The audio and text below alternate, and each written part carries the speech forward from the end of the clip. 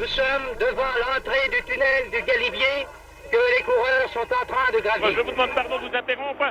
Lucien Van Impe vient de commencer la montée de l'Alpe d'Huez, la montée terrible, la montée où il peut arracher le Tour de France. Eh bien Bernard Thévenet, oui, qui revient, va peut-être réussir à grignoter quelques secondes supplémentaires à Eddy Merckx. Gilbert Lariaga et Claude Fayard nous ramènent au sommet du Mont Ventoux. Ça signifie qu'il y a eu un accident de Tom Simpson, nous dit-on. Dès le 8e kilomètre, Diedrich prend le large, passe en tête au Tourmalet avec 4 minutes d'avance sur Coppi. Là, cette évacuation très pénible d'assister à cette image de l'hélicoptère qui emmène Tom Simpson loin de tout. Voici que passe le porteur du maillot jaune qui vient d'accomplir un retour éblouissant. La légende du Tour de France a jeté sur les routes de montagne des millions de cyclistes. Chaque année, désormais, dès la fonte des neiges, les amoureux du vélo remplacent dans la montagne les fous de la glisse.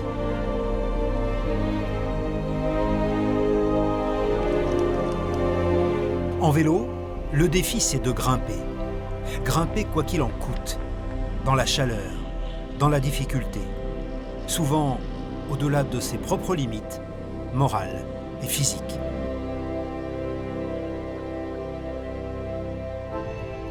Le lieu qui concentre tous les mythes, tous les drames, tous les défis n'est pas en montagne. C'est une montagne à lui tout seul, le Mont Ventoux. Le sommet que tous les cyclistes veulent un jour atteindre. Presque 2000 mètres d'altitude, une chaleur écrasante et surtout le poids de la légende. Tout en haut, le Tour de France a gravé l'histoire dans la pierre. Sur la stèle, en mémoire de Tom Simpson, qui s'est effondré ici en 1967, c'est chaque jour d'été un défilé coloré. Une communion qui rapproche les cyclistes ordinaires et les champions. Tous ont laissé ici un peu de leur âme. Quand je vais ici, c'est une émotion aussi, quoi. Il y a beaucoup d'esprit autour du Ventoux, je pense.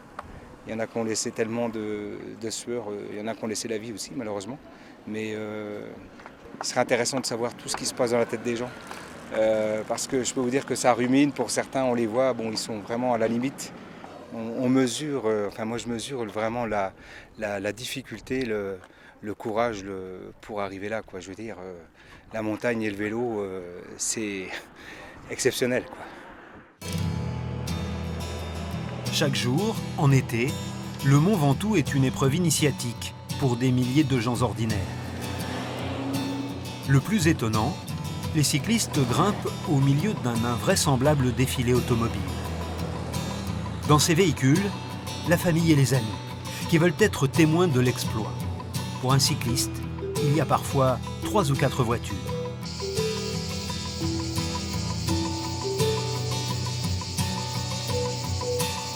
Tout au long de l'ascension, une succession de fan-clubs.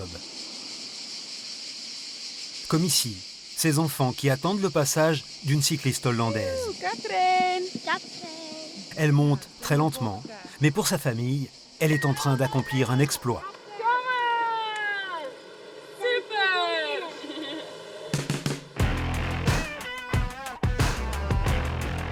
À chaque parking, des dizaines de voitures et les familles qui s'occupent du ravitaillement. Ces femmes viennent de Normandie. Elles montent en voiture et leur mari à vélo. Il y a beaucoup de familles. Toutes les femmes sont en voiture avec les enfants et encouragent les maris sur le bord de la route. C'est un moment qu'on partage, c'est bien. On sait que ça leur fait plaisir parce qu'on veut garder un beau souvenir et dans l'effort, ils ne peuvent pas être aux photos. Puis je pense qu'ils ne se rendent pas compte non plus dans quel état de souffrance ils sont. Donc je pense que quand ils vont voir les photos, ils vont se rendre compte à quel point ils vont transpirer à quel point ils sont dans le rouge. Tous les grands coureurs l'ont monté. On se sentait obligé de voir un peu ce que c'est que l'effort qu'ils ont à produire pour monter ce col. C'est dur. Je ne battrai pas le record de 50 minutes depuis Bédouin, mais pour moi je l'aurais fait. On va monter et faire les photos, parce que là ils vont déjà être partis. Ouais. Allez, à tout de suite. Dans l'ascension du Mont Ventoux, le chalet Reynard marque la limite entre la forêt et le sommet désert.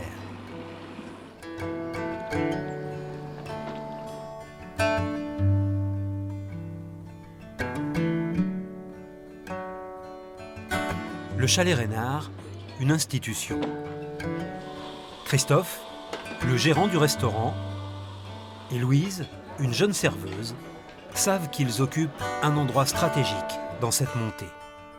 C'est vrai que des fois, ils arrivent, ils tendent le billet de 5 € comme ça, coca, voilà, pour prendre les dernières forces et pour arriver jusqu'à l'antenne.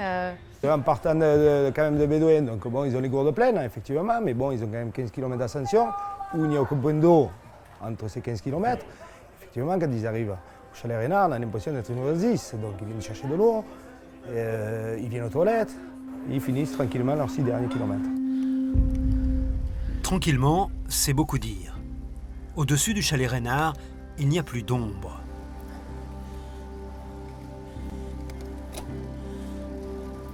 La route serpente au milieu des cailloux, chauffés par le soleil.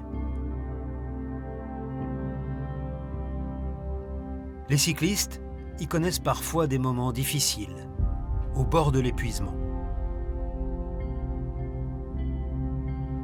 Pour moi, ce seraient des gens qui ne sont pas énormément préparés, des gens qui font du vélo parce qu'il faut faire du vélo, et qui font du sport, et qui gravissent le Ventoux en pensant peut-être que c'est qu'une colline. Ouais. C'est clair que c'est presque un jeu de flirt avec la mort, le danger, se mettre en danger. Et je dirais presque, je pousserais presque la réflexion en me disant, c'est ce qui fait aussi le charme de la montée du Ventoux, quoi. J'ai frôlé le danger, je me suis surpassée et j'y suis arrivée. Dans l'ascension du Ventoux, on voit de tout. Des sportifs et d'autres qui le sont beaucoup moins. Une foule variée et parfois très surprenante. Ce qui m'a le plus marqué, c'est les enfants qui montent.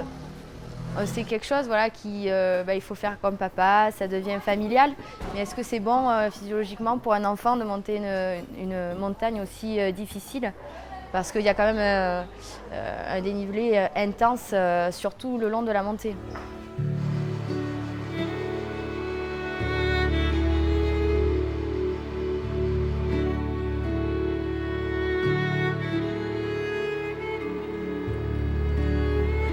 Oui, Loulou, pas de bêtises, hein. Non, combien de kilomètres? Allez.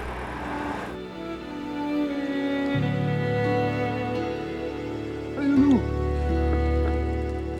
Allez, Loulou. Ah, Loulou, c'est mon petit garçon, il a 13 ans, c'est la deuxième année qu'il monte le Ventoux en vélo. L'an dernier, on le faisait avec un ami et il voulait le faire avec nous. On avait dit à mon épouse et moi, on va le laisser démarrer du chalet Reynard avec nous et puis on va... Non, il a dit, moi je pars d'en bas. Ok, je lui avais dit, dès que vous voyez qu'il est fatigué, vous mettez le vélo dans le coffre et au chalet Reynard on le reprend. Et il m'a mis un quart d'heure dans la vue. Voilà, il est arrivé sans problème en haut. Cette année, le jeune Loïc est engagé seul dans son défi. Mais sa famille ne le quitte pas d'une semelle. Sa maman n'est pas rassurée. J'avais un peu peur avant la montée parce que où on était, il faisait quand même passer 30 degrés, donc on a toujours peur qu'il aille dans les réserves. Je pense pas qu'il y aurait un problème pour lui, mais bon, l'être humain reste toujours un être humain. Loïc a trouvé un ange gardien, l'homme en bleu, un compagnon de route sur lequel il calque son allure. Oui, ça va. Allez. Ici, tu arrives bientôt au chalet Reynard. Il reste 7 km. Si t'as faim, tu le dis, hein. Vas-y, mon cœur, regarde, la tour est là-bas. Hein. Vas-y, Loulou, t'y arrives. Allez, chapeau. Félicitations.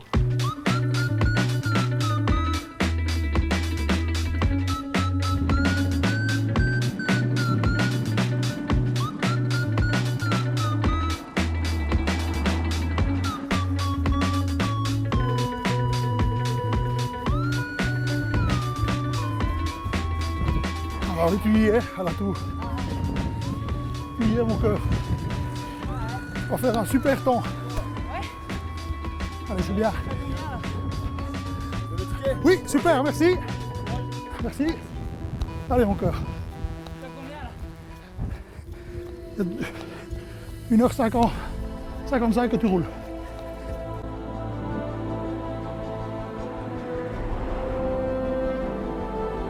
Allez, Loulou, ça y est, tu l'as fait, tu y es. Yes. Elle est partie, hein. Elle est partie. Je sais. Pas grave.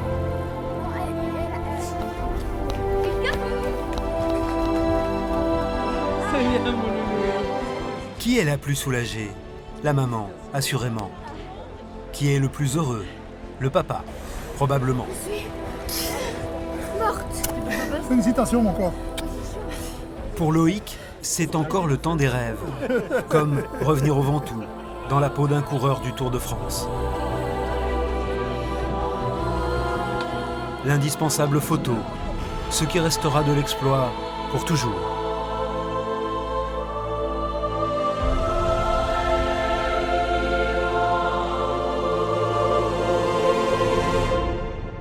D'une photo à l'autre, d'un sommet vaincu à l'autre, les Alpes, au col du Glandon.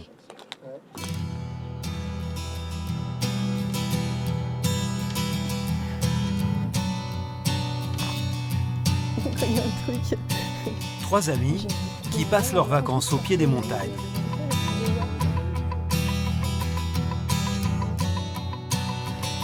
Il y a Nina et Gianni, un couple de Parisiens, puis Mathieu, un coureur cycliste de Dijon.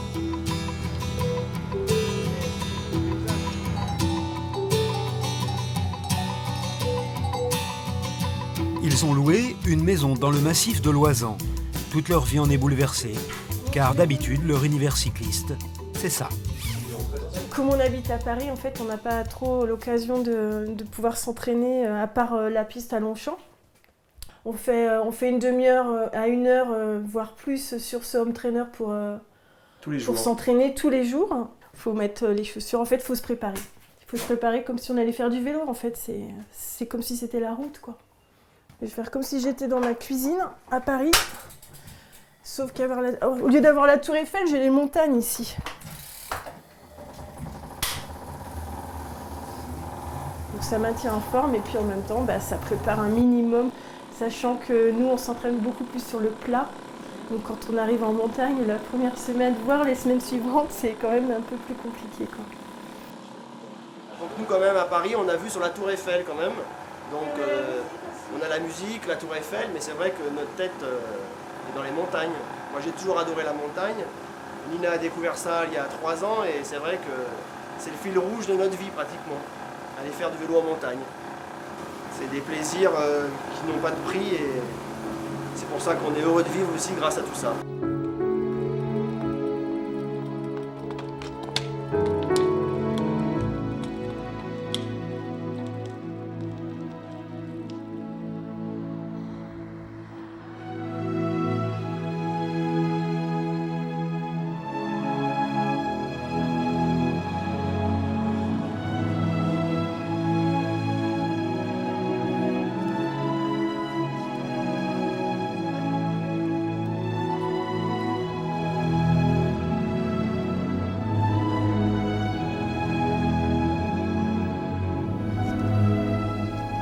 Monter un col, même en groupe, c'est une aventure intérieure.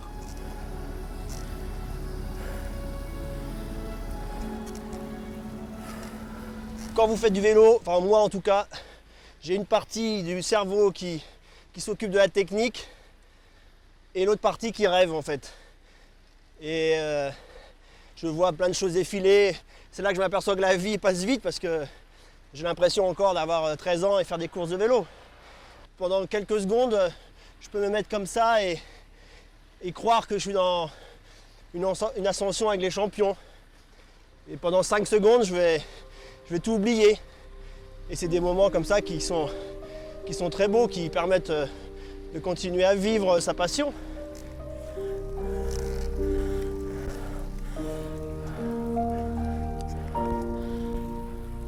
Je monte à ma vitesse et je profite. Je profite du temps qui passe, des moments présents, pour les ramener après les vacances. Ces odeurs, ces lumières, les animaux et l'effort en fait. Cette capacité qu'en fait l'homme a, selon sa motivation, à agir quoi. Moi, il y a 4 ans, je ne pensais pas que je pourrais faire ça. Voilà. Arriver au sommet, c'est la récompense.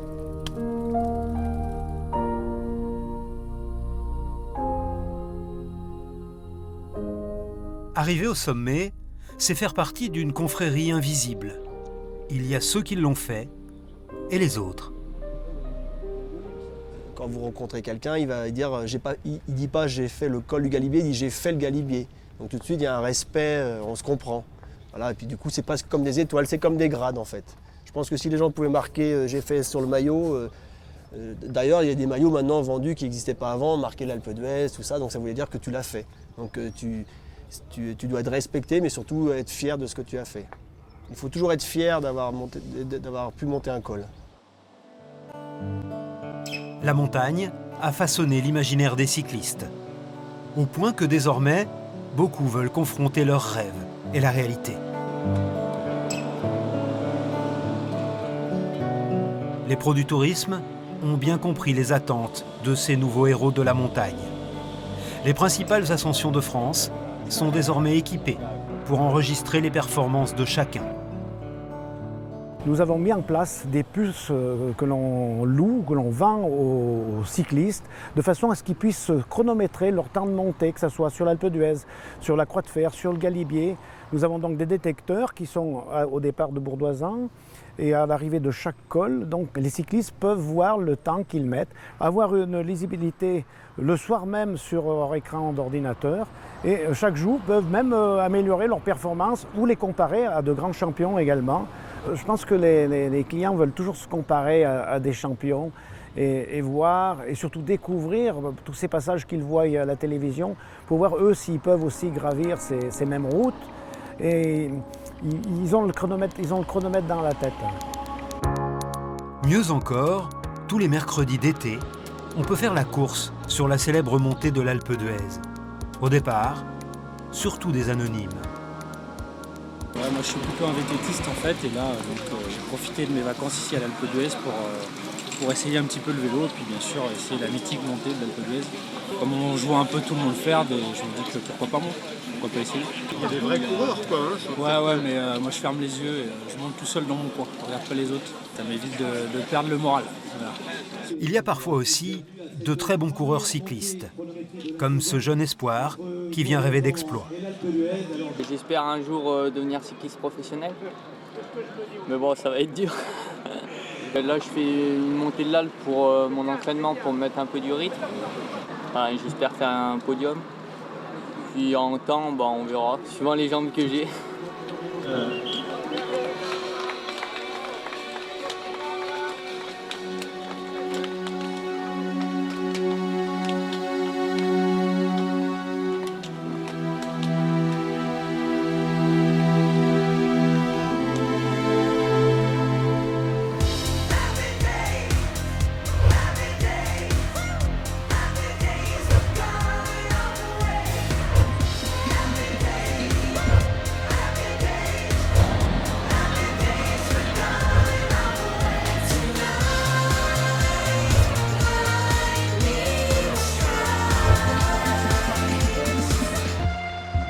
Pour les meilleurs, c'est vraiment une course. Pour les autres, le principal enjeu, c'est d'arriver au sommet. Ça va. Jusqu'ici, tout va bien, comme on dit.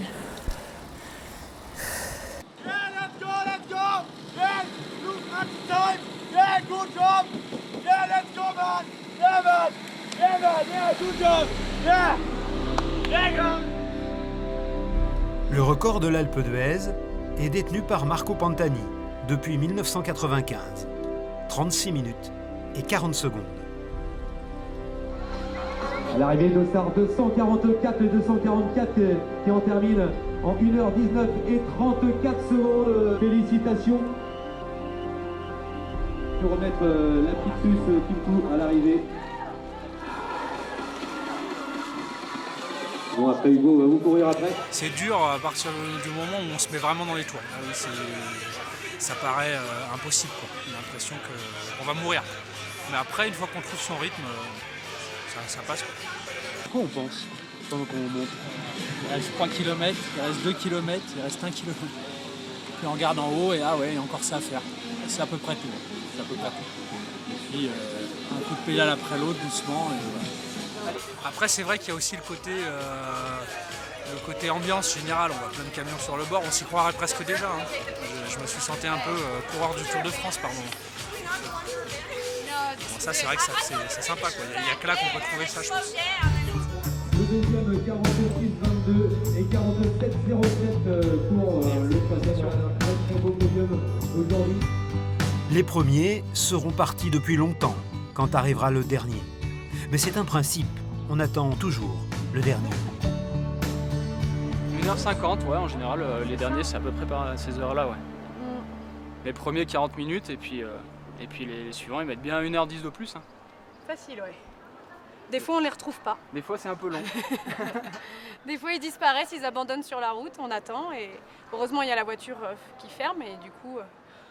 Vous avez vu nos derniers coureurs? Non, bah ils ont abandonné. Bon, bah voilà. Mais ça se passe bien en général.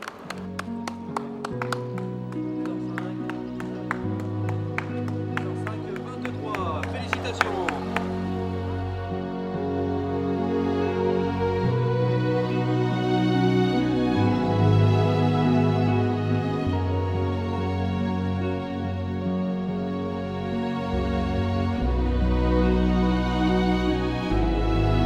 Depuis quelques années, des photographes ont pris place dans les ascensions célèbres. À quelques kilomètres du col du Glandon, c'est une jeune femme, aujourd'hui, qui immortalise l'exploit des anonymes. Voilà, avec le beau sourire. Super. Ça va? Pas trop dur? Ah, ça va, merci. Courage. Pour certains, ils viennent chercher la photo. Hein. Quitte à redescendre parfois pour revenir et être pris en photo si toutefois ils ont été manqués. Allez, allez, courage! Le plus dur est fait! Ah, comment ça se fait que vous allez vite maintenant? Allez, courage, bravo!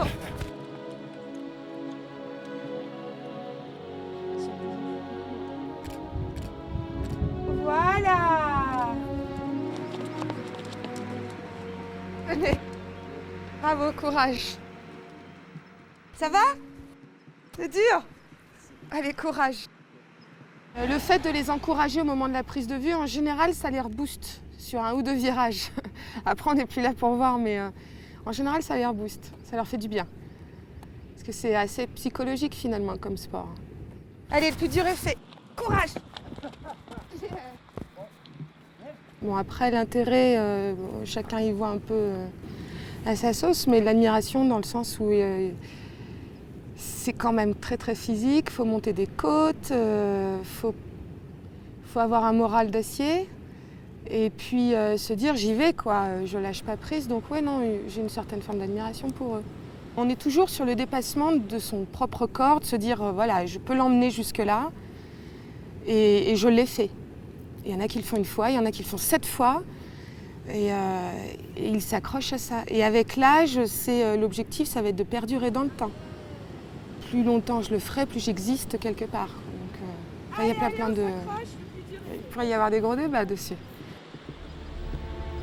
Les rapports entre le cycliste et la montagne sont étranges.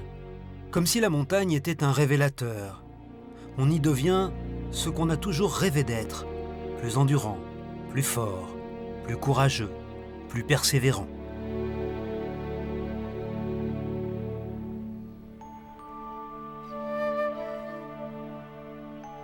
C'est vraiment le défi de grimper et de la défier. Je pense qu'il y a beaucoup de ça aussi.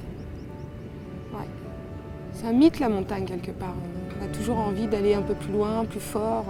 On ne l'est pas, mais ça reste un mythe, ouais, pour eux. Un mythe qui est honoré par ses admirateurs. Les hommes ont implanté des stèles au bord de ces routes parce qu'il faut se souvenir que rien ici n'est ordinaire. Et ce souvenir à vélo, c'est important. Il faut se rappeler qu'il y a moins de 50 ans, seuls des champions se risquaient en montagne à vélo. Ce cycliste, en tenue d'autrefois, c'est Émile Arbe, le frère d'Hubert, l'ancien coéquipier de Bernard Hinault. Chez lui, c'est un musée qui retrace un siècle de vélo.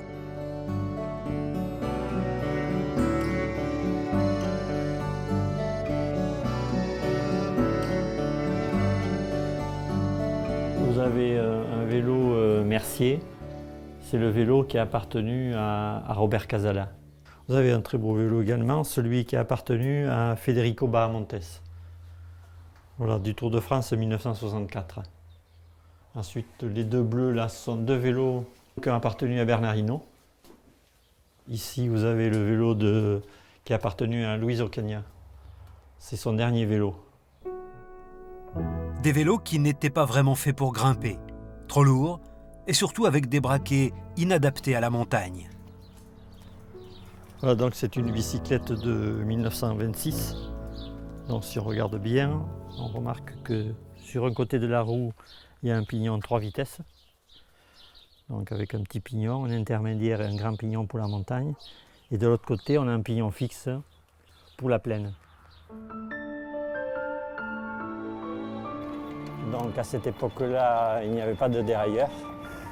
Dès que la difficulté va être plus importante, il faudra, pour changer de vitesse, s'arrêter et retourner la roue.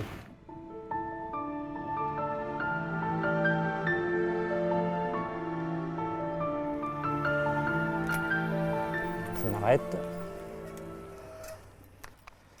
Je vais avancer la roue, la sortir de sa fourche, tourner la roue et maintenant faire le choix du braquet. Bien centrer la roue, très important pour pas que les jantes touchent. À partir de ce moment-là, on repart, cette fois-ci avec un pignon plus important, mais en roue libre. Et c'est reparti. C'est sûr que la difficulté avec des braquets réduits était très importante. Et souvent, les coureurs même finissaient de gravir l'école en marche à pied, étant donné qu'ils n'avaient plus de force pour gravir l'école avec même le plus petit développement. Donc ici, il s'agit d'un vélo de marque Raffaele Gimignani de 1958-1959. Dans celui-ci, il a 6 vitesses. Donc il y a le double de vitesse par rapport à celui qu'on vient de voir. Et évidemment un double plateau. Jusqu'aux années 80, les pédaliers étaient des 42, 52, voire 53, avec des roues libres 6, 7 vitesses. Alors maintenant, en double plateau, on en revient au pédalier compact. Disons avec un petit plateau de 34 et un grand plateau de 50, avec des roues libres 10 voire 11 vitesses. Le tournant s'est effectué dans les années 90, quand les vélos modernes ont adopté de tout petits braquets, comme sur les VTT. Depuis, la montagne n'est plus réservée aux coureurs. N'importe qui peut rêver d'arriver au sommet. Il suffit de prendre son temps. Et généralement, c'est au Mont Ventoux qu'on vient accomplir l'exploit.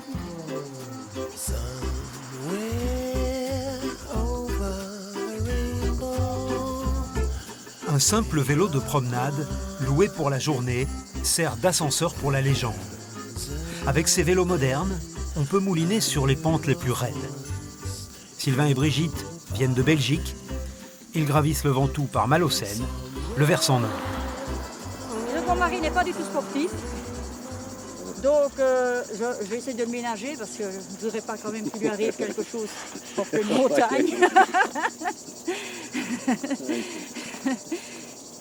Un peu plus plat. Mais sinon c'est génial parce qu'il y a du vent, il y a de l'air, donc on n'est pas accablé par la chaleur, c'est ça qui est bien.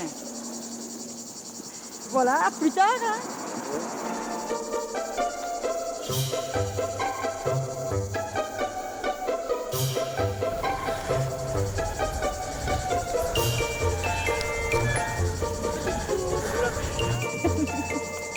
Il n'y a pas de notion de performance. On marche, on s'arrête boire un verre. 21 km sans autre but que d'arriver en haut. Ah oui.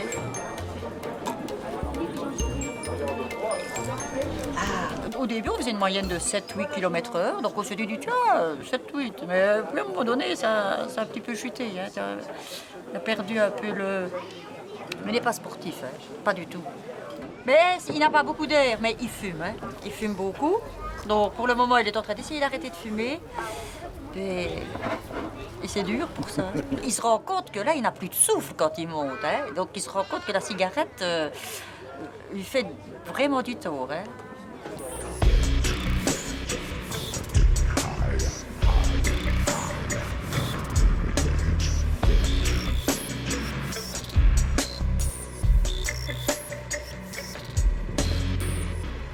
L'année dernière, on est venu en France et on avait loué des vélos et là, on a fait du vélo sur le plat. Mais on s'est planté de chemin et on a fait quand même deux petits cols. Hein.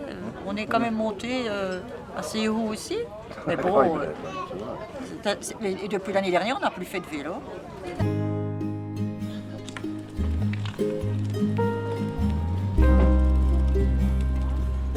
On n'aime pas le vélo plus que cela.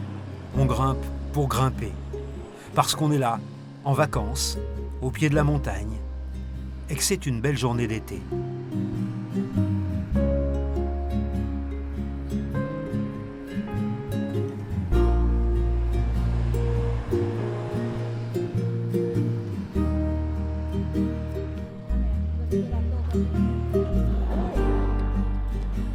Plus que 2 km et demi. On va y arriver. 2 km et demi.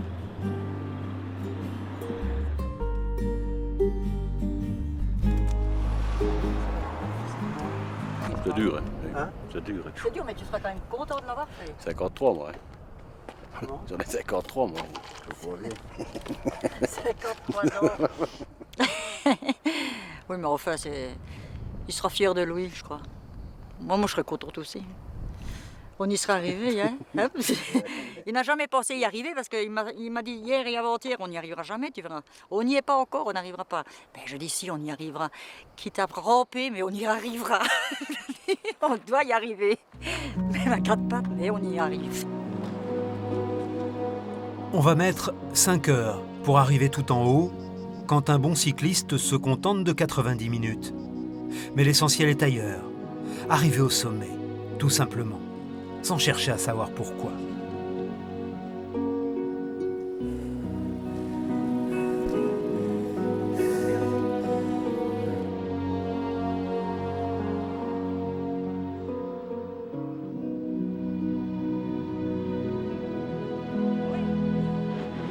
On est arrivé! Yes!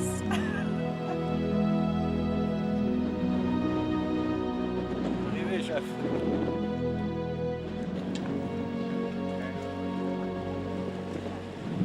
Content. On est content d'être arrivé. C'était bien. À refaire. Je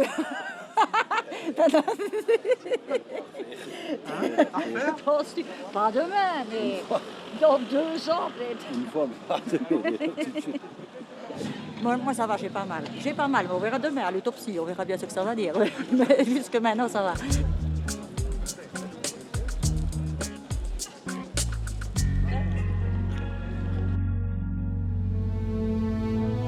Il y a des cols plus que d'autres qui inspirent le respect. Le Galibier est de ceux-là. C'est long, c'est dur, c'est austère. Le Galibier a brisé des champions et les anonymes en ont peur.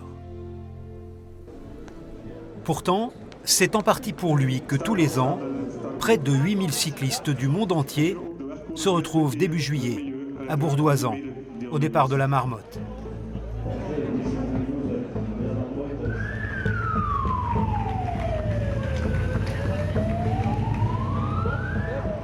La Marmotte, c'est la doyenne des cyclosportives en France. Les cyclosportives, l'équivalent à vélo des grands marathons populaires. Des cyclistes de tous âges viennent repousser leurs limites sur des parcours longs et difficiles.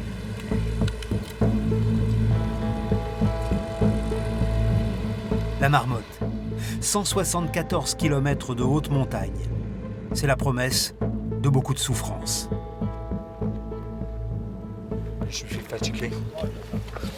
J'ai arrêté pour me reposer un peu. Et je pense que c'est une bonne idée. Mais je suis content. Je me sens bien. Physiquement et mentalement. C'est bien pour moi, ce que je fais. Maintenant, je suis un peu... Mais c'est bien. Voilà. Le paradoxe du vélo en montagne, mélanger souffrance et bien-être. D'abord, il y a la douleur, et puis après, il y a la notion de plaisir, il y a la notion d'accomplissement, la notion d'achèvement. On a réussi quelque chose de vraiment, j'allais dire, un petit peu exceptionnel, que tout le monde ne peut pas faire. Mais c'est quand même un sport de liberté, de glisse, de plaisir, de sensation. On a des paysages en vélo exceptionnels. On passe de la montagne, on va aller au sommet du Galibier sur une journée, on redescend dans des vallées, on va sur des plateaux. On a une palette de sensations qui sont exceptionnelles en vélo.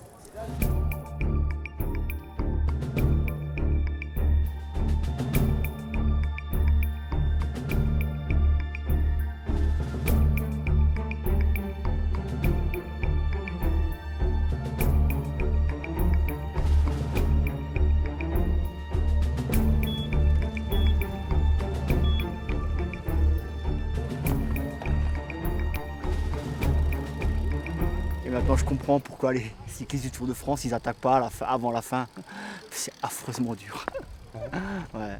Et le plus dur c'est le Galibier, on n'en voit pas le bout. Hein. Je me dis il faut quand même grimper ce col, hein. Tout le monde en parle. Le Tour de France, quand il arrive là-haut, on en fait toujours des éloges et ils ont raison d'en faire parce que c'est super beau, c'est super dur d'y monter.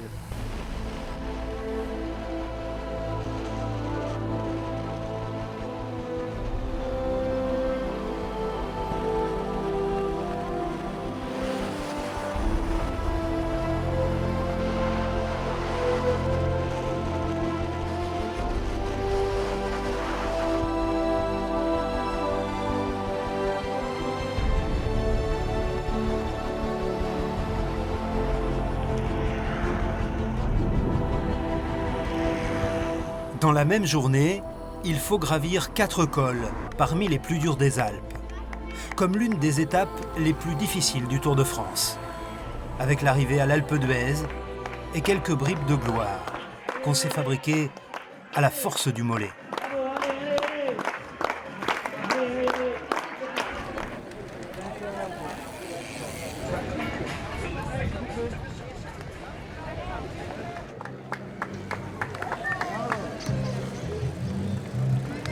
Il faut venir au moins une fois dans sa vie de cycliste, au moins une fois.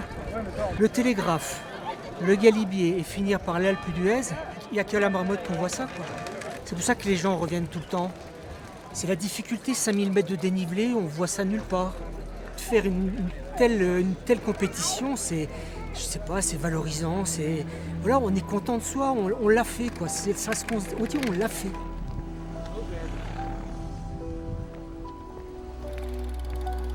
Sur la Marmotte, il n'y a rien à gagner. Seul le cycliste lui-même sait ce qu'il vient chercher. Affronter la douleur, repousser ses limites, chercher très loin au fond de soi quelque chose dont on ne se croyait pas capable.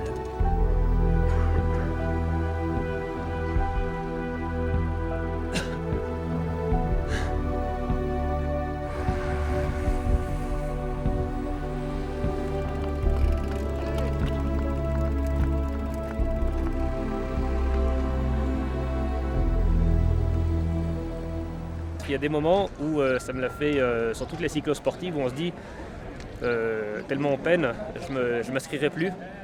Et en fait, une fois qu'on est arrivé, on a envie de se réinscrire déjà pour l'année prochaine. Parce que ça reste toujours un bon souvenir, surtout quand on arrive en haut. Mais oui, quand on peine dans l'école, on se dit on a été fou de s'inscrire alors qu'on n'était pas assez préparé ou que ce n'était pas forcément fait pour nous. Et une fois qu'on arrive en haut, on se console en disant au moins on a réussi. Et l'année prochaine, je ferai tout pour le faire en étant mieux préparé. Dans une époque difficile, le défi contre la montagne est devenu l'occasion de se grandir, de sortir le temps de l'été d'une vie où tout est trop raisonnable. Mais il y a autant de motivation qu'il y a de cyclistes.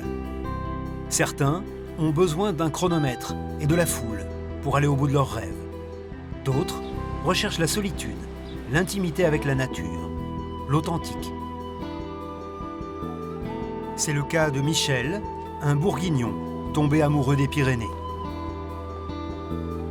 Tous les étés, il s'installe ici, entre le col de Peyresourde et le col d'Aspin.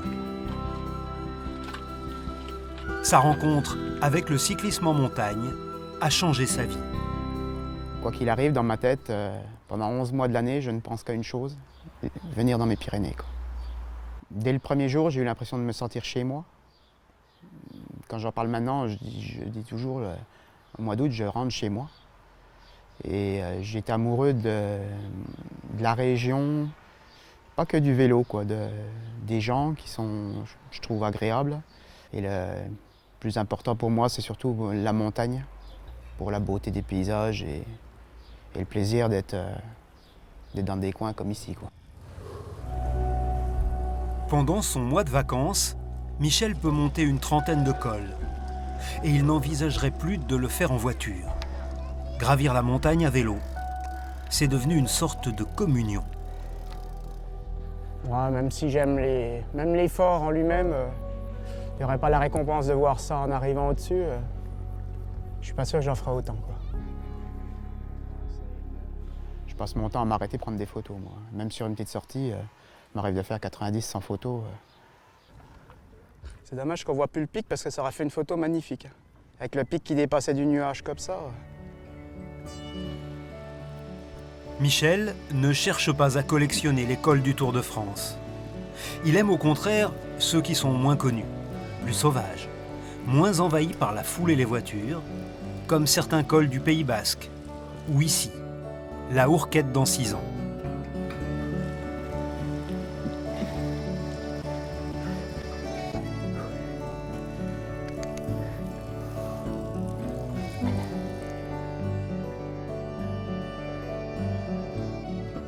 Là, ça fait des étendues, on voit des bêtes de partout, il y en a. Voilà, on en voit ça à des hauteurs là. On n'imagine même pas le nombre de bêtes qu'il peut y avoir dans les estives comme ça, c'est impressionnant, quoi.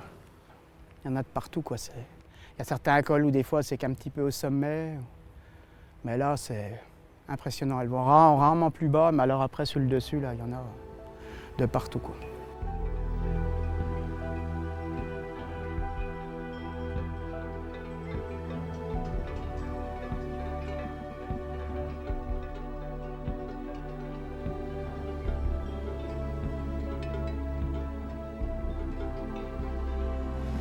Le vélo en montagne, c'est aussi cela, une addition de petits bonheurs simples, être là, profiter de l'instant présent. Chaque fois on me demande c'est où le plus beau pour toi, ça reste la Hourquette. C'est impressionnant l'étendue, quoi. Ça me fascine. On a toujours l'impression que c'est, on dirait presque que c'est prêt, mais le temps qu'il faudrait pour marcher là-dedans, quoi, c'est paisible, c'est bien comme tout, quoi. On n'a jamais envie de quitter ça, quoi. Affronter la montagne sur 2 roues, c'est également un but qu'on se donne après un grave problème de santé. C'est le cas de Wilfried. Depuis qu'il est cycliste, il a franchi une centaine de cols sur son vélo. C'est déjà énorme pour une personne en bonne santé. Lui pédale avec l'équivalent d'un seul poumon. J'ai 45 ans. Et je suis atteint de mucoviscidose donc depuis ma naissance, puisque c'est une maladie génétique. On est à peu près 6000 patients en France. Et quand je suis né, moi, l'espérance de vie elle était très très faible. Elle était à peu près de 7 ans. Et mes parents, on leur a toujours dit, oh là là, s'il arrive à 7 ans, ce sera bien. S'il arrive à la puberté, ce sera bien. S'il arrive à l'âge adulte, ce sera vraiment formidable. Moi, j'ai 45 ans. Wilfried, qui travaille toute l'année malgré sa maladie, s'est lancé dans une aventure avec quelques amis pendant les vacances. Traverser les Pyrénées d'est en ouest. Aujourd'hui, c'est la journée de vélo la plus difficile de sa vie. 3000 mètres de dénivelé au programme. Le genre de défi que connaissent bien tous ceux qui se sont fait une promesse, un jour, sur un lit d'hôpital.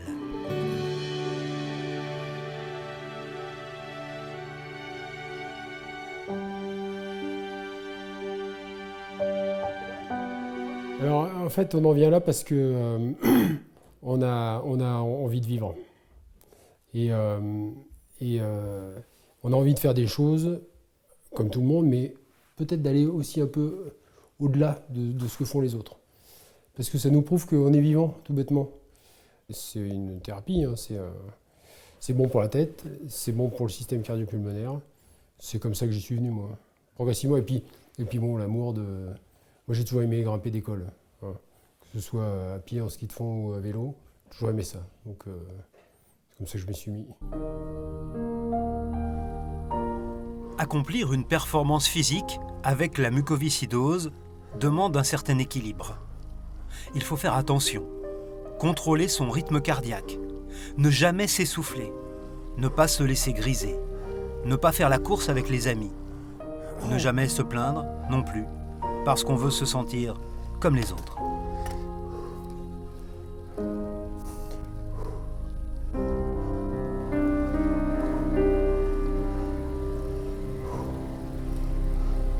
Et ce qui est important, c'est que mes camarades, mes amis, ils roulent avec moi sans se dire toutes les 2 minutes, il est malade, faut faire gaffe, il est malade, faut faire gaffe. Moi, ce que j'ai envie, c'est de monter d'école avec eux. Bon, je vais moins vite qu'eux, c'est un fait, mais voilà, on arrive en haut, on est tous contents.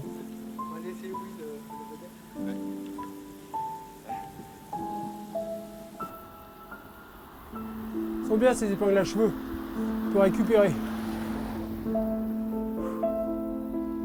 Wilfried, c'est un moteur dans tout, pas seulement dans le sport, dans la vie en général.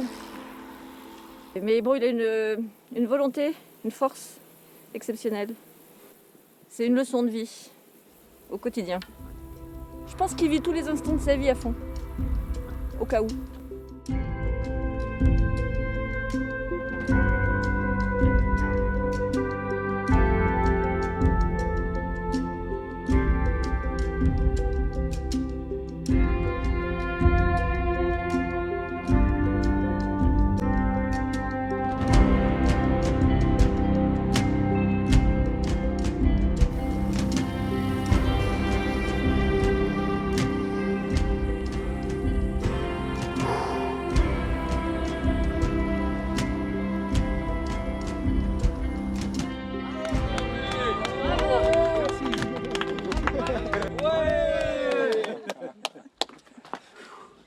Bravo. Celui-là était costaud. T'es bon. Vous savez, quand on va faire des examens régulièrement, qu'on voit que les époux fonctionnels respiratoires diminuent et tout, on se dit « Ah, zut, c'est quand même pas terrible ». Ça mine un peu le moral. Alors après, quand on fait des sorties comme ça, on se dit bah, malgré tout, malgré ce qu'indiquent les chiffres, les machines, et ben, le corps humain, il a quand même des ressources quand même insoupçonnées, quoi. Le corps et probablement l'esprit aussi. Pour finir cette journée, une dernière montée impitoyable vers un village perché dans la montagne. La fierté impose de ne pas mettre pied à terre, la sagesse commande de ne pas dépasser ses limites. Du Petit Mercor, 16%.